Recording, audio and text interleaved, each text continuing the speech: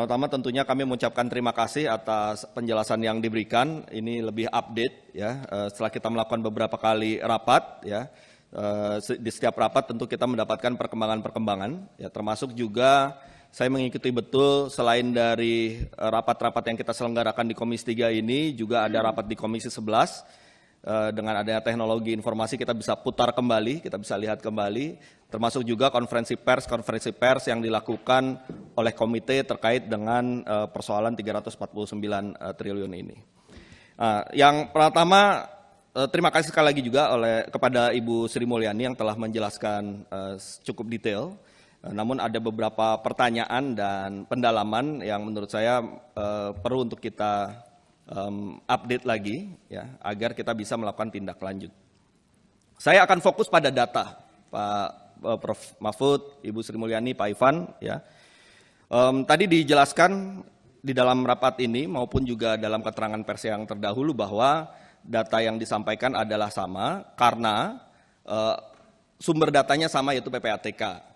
Yang disebut sama ini kan terkait dengan jumlah LHA, kalau istilah dari PPATK kan LHA, kalau dari Kementerian Keuangan surat. Ini juga berbeda tadi, ternyata tidak seluruhnya LHA kalau yang saya tangkap dari Ibu Sri Mulyani ya.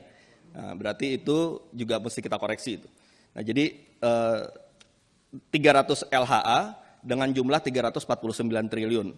Datanya sama karena sumbernya sama. Memang itu tidak pernah dipermasalahkan, memang tidak ada yang mempermasalahkan bahwa itu berbeda karena memang satu sumber. Yang kemarin menjadi permasalahan, betul, adalah cara penyajiannya, kategorisasinya yang berbeda.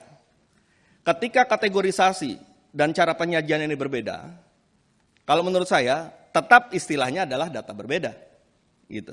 Ya, data penyajiannya ini model penyajian A dengan model penyajian B berbeda. Berarti datanya berbeda. Yang dipertanyakan bukan sumber datanya berbeda atau tidak. Itu yang pertama. Nah, kenapa kemudian cara penyajian dan klasifikasi, kategorisasi ini menjadi penting untuk kita pastikan sama persis, tidak ada kurang 0,1 pun, gitu ya. Karena ini akan menentukan tindak lanjut. Karena kita kan rapat ini untuk bicara soal tindak lanjut. Kalau kategorinya, penempatan kategorinya berbeda dengan cara penyajian berbeda, tentu tindak lanjutnya juga pasti akan berbeda. Nilainya berbeda, kalau masuk kategori A ternyata nilainya X, kategori B nilainya Y, berbeda kalau yang ini kategori Z nilainya M, kategori Q nilainya S gitu. Langkah selanjutnya pasti berbeda. Karena itu ya, kami memohon agar kita mendapatkan satu kepastian penyajian dan kategorisasi data. Yang ini harus bisa menjadi pegangan kita untuk tindak lanjut. Nah sekarang saya melihat juga sebenarnya ketika disandingkan tadi dalam keterangannya Ibu Sri Mulyani, ternyata masih berbeda. Nah sekarang coba kita bahas bersama. Bisa ditayangkan yang perbandingan data dugaan ini? Mana operatornya? Perbandingan data dugaan TPPU 2009-2023. Dua data, persandingan dua data. Yang data dari Ibu Sri Mulyani. Siapa operatornya? Oke ya, tolong bisa sembari dari Ibu ya. Halaman 5. Oke, ya sembari lanjut.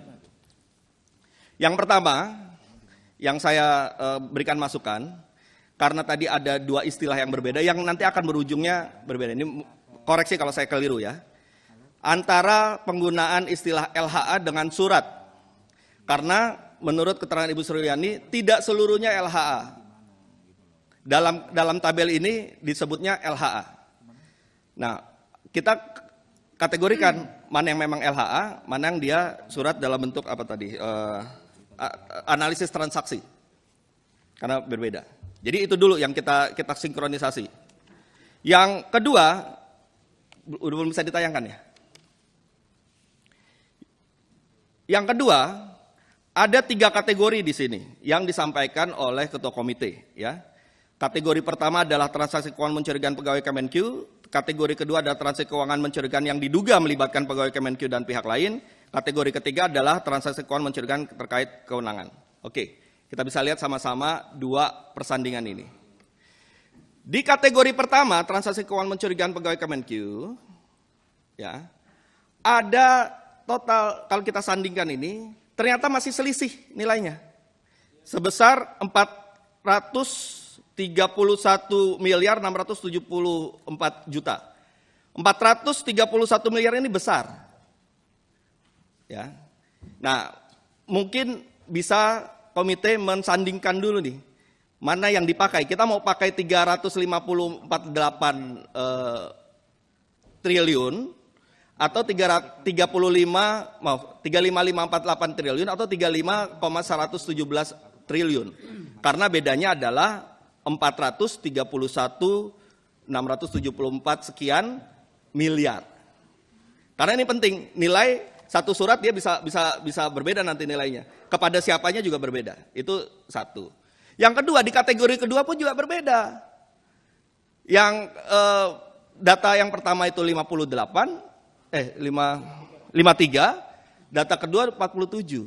Ya, ada perbedaan 6,8 T. Besar. Ya, tepatnya 6.813 miliar sekian-sekian. Kategori ketiga juga berbeda, ya. Kategori ketiga yang di kiri di komite itu 260, di kanan 267. Memang totalnya sama, meskipun beda beda 1 rupiah, ya. Oke, itu baru nilai ini. Nilai mana yang dipakai? Kalau kita mau tindak lanjut, apakah nilai yang di kiri atau nilai yang di kanan? Ketika kita mau menindaklanjuti ini dalam proses pengawalan terhadap persoalan ini, itu harus kita tentukan dan kita putuskan dulu pada rapat pada hari ini. Karena tetap ini dua versi kalau menurut saya. Yang berikutnya, karena ini ditujukan juga isunya yang berkembang di awal itu terkait dengan ASN Kementerian Keuangan, di sini juga ada jumlah yang berbeda. Ya, dalam tabel di kiri itu jumlahnya 491. Di dalam tabel kanan 489. Memang bedanya hanya 2. Ya. Tapi kan jadi pertanyaan, 2 ini kemana, siapa, apa yang menjadi penyebab dari perbedaan ini. Artinya, kesimpulannya ini banyak juga hal-hal yang ada perbedaan juga yang bisa kita elaborasi. Ya. Tetapi yang jadi masalah adalah, meskipun ada beda kecil tadi cuma 2 orang, tapi kalau nilai cukup besar, ini harus kita sepakati dulu. Pakai data PPATK yang diserahkan kepada komite kemudian dipublikasikan, atau pakai data PPATK yang kemudian diserahkan kepada Kementerian Keuangan, yang kemudian diverifikasi oleh Kementerian Keuangan dengan hasil seperti ini, apakah itu yang dipakai atau kita tetap kembali yang pertama? Itu menurut saya rapat ini mudah-mudahan bisa memastikan, saya mohon ketegasan dari kita semua ya untuk memastikan mana, karena ini berhubungan dengan tindak lanjut. Yang berikutnya, tadi yang soal LHA itu ya, itu di bagian bawah itu juga sudah ada penjelasannya, menurut saya juga harus kita koreksi nantinya ke depan. Ya. 200 surat itu LHA-nya itu 34, sementara 166 informasi transaksi keuangan. Di atas itu, di yang kiri, tulisannya semua LHA tuh.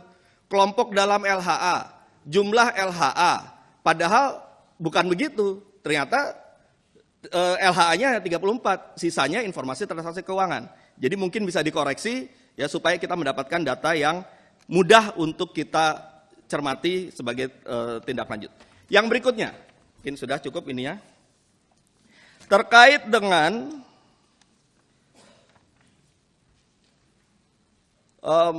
tindak lanjut yang tadi disampaikan oleh Ibu Sri Mulyani.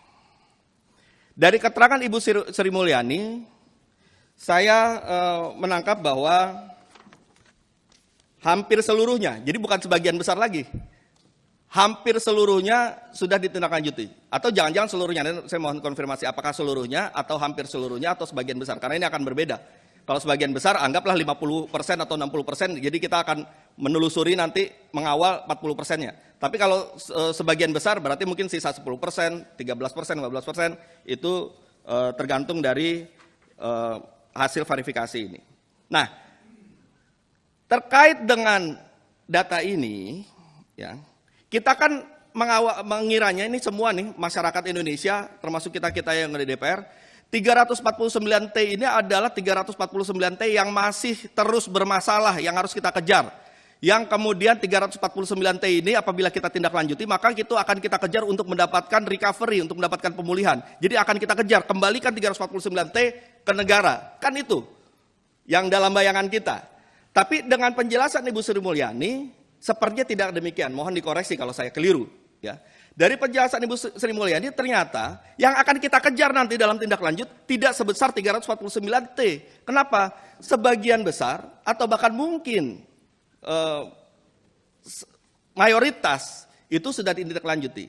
Nah, oleh karena itu saya mohon kepada komite untuk membuat satu paparan lagi, ya, tabel lagi dalam bentuk tindak lanjut. Kita pilah, ya, kita pilah dulu nih, pemilahan penting nih soal tindak lanjut.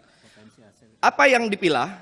Yang pertama, untuk tindak lanjut yang ke arah penegakan hukum, mana yang sudah inkrah selesai, mana yang masih berproses, mana yang masih dalam penyelidikan. Ada 3 nih muaranya nih. Kalau yang dia sudah inkrah, sudah selesai, berapa nilainya? Masing-masing berapa nilainya juga. Supaya kita bisa tahu nanti 349 ini masih full atau berkurang. Kalau yang sudah inkrah, maka nilai keluarkan, sebutkan nilainya, maka dari 349 itu dikurangkan yang sudah inkrah. Ketemulah angka. Yang kedua, inkrah baik itu pidana maupun mungkin non pidana, tapi dia memang bisa dikurangkan, ternyata clear gitu ya.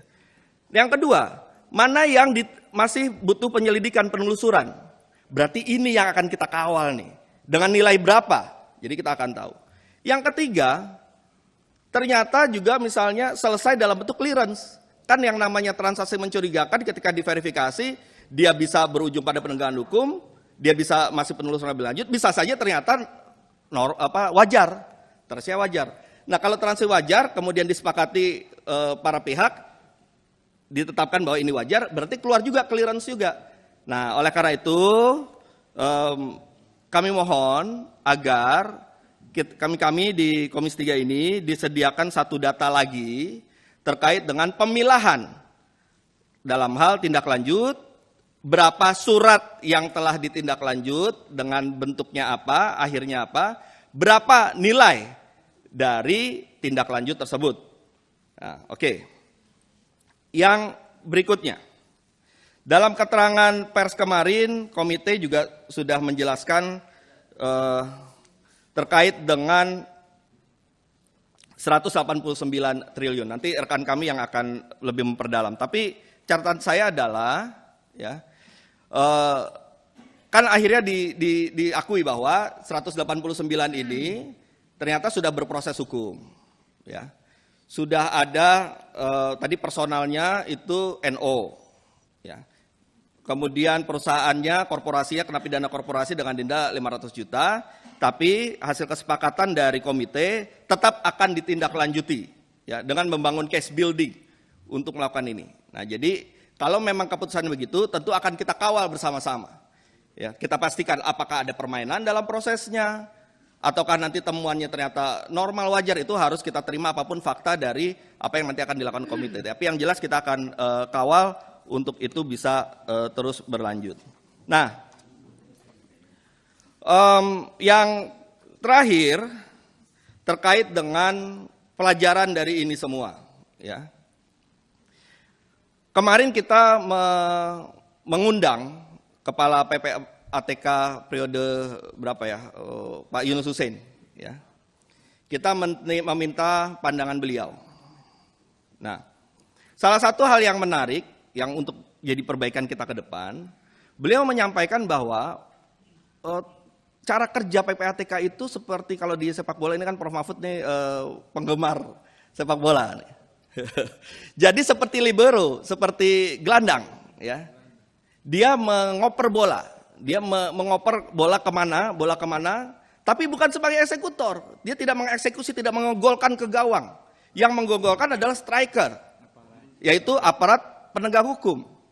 Nah, Termasuk juga menurut Pak Yunus Hussein yang bisa menyatakan sebuah hasil analisis sebuah LHA ataupun LHP itu adalah TPPU, itu adalah penyidik. Kenapa? Karena LHA dan LHP adalah data intelijen, bentuknya seperti data intelijen karena PPATK kan Financial Intelligence Unit, ya. Data intelijen yang menurut KUHP dia bukan alat bukti. Setelah diselidiki, ditelusuri lebih lanjut, ditemukanlah ada bukti, barulah dia menjadi alat bukti seperti yang ada di KUHP. Kemudian bisa menentukan apakah itu TPPU atau bukan. Nah, oleh karena itulah maka, karena dalam rapat pertama, Kepala PPATK menyatakan 349 triliun ini semuanya adalah TPPU. Ya. Yang kemudian juga dijelaskan yang awalnya kita menyangka semuanya itu terjadi di Kementerian Keuangan melibatkan oknum Kementerian Keuangan, ternyata untung dikoreksi itu lingkup tugasnya, itu sudah clear ya. Tapi dikatakan semuanya 349 triliun itu adalah TPPU. Nah, apabila setelah kita mendengarkan keterangan dari Ibu Sri Mulyani, mendapatkan penjelasan, mendapatkan verifikasi, mendapatkan keterangan bahwa ada tindak lanjut, ya. Mudah-mudahan kita berbesar hati juga ketika ada sebuah informasi-informasi yang setelah diupdate ternyata keliru. Dalam kesempatan ini ada baiknya kemudian kita juga bisa mengkoreksi. Kalau kita bertahan pada keterangan yang ternyata sudah terupdate setelah hasil verifikasi, itu kan nanti menyesatkan publik. Publik punya hak untuk tahu. Ini adalah hak konstitusional publik untuk tahu apa yang sebenarnya terjadi. Apakah 349T seluruhnya adalah TPPU? Apakah 349T ini adalah yang akan kita kejar untuk recovery? Ataukah sebenarnya sudah kita bisa pilah lagi datanya sehingga kita punya angka final ya untuk menentukan ini semua. Nah, oleh karena itu saya mohon terakhir kalinya ini, mohon 349T ini kita pastikan berapa angka final yang belum diproses ataupun yang masih kita akan kejar sebagai pengawalan untuk kita semua. Dan saya berharap nanti kita semua kita bisa mendorong dan mengawal ini dalam bentuk pansus. Ya, kalau ada pansus nanti antara komite dengan Menteri Keuangan dan PPATK bisa kita bantu, kita kawal ya untuk membongkar ini semua karena memang tujuan kita ingin membongkar semua. Mudah-mudahan hak angket untuk membentuk pansus ini bisa disetujui oleh kawan-kawan semua. Terima kasih. Pimpinan, billahi taufiq wal hidayah. Wassalamualaikum warahmatullahi wabarakatuh.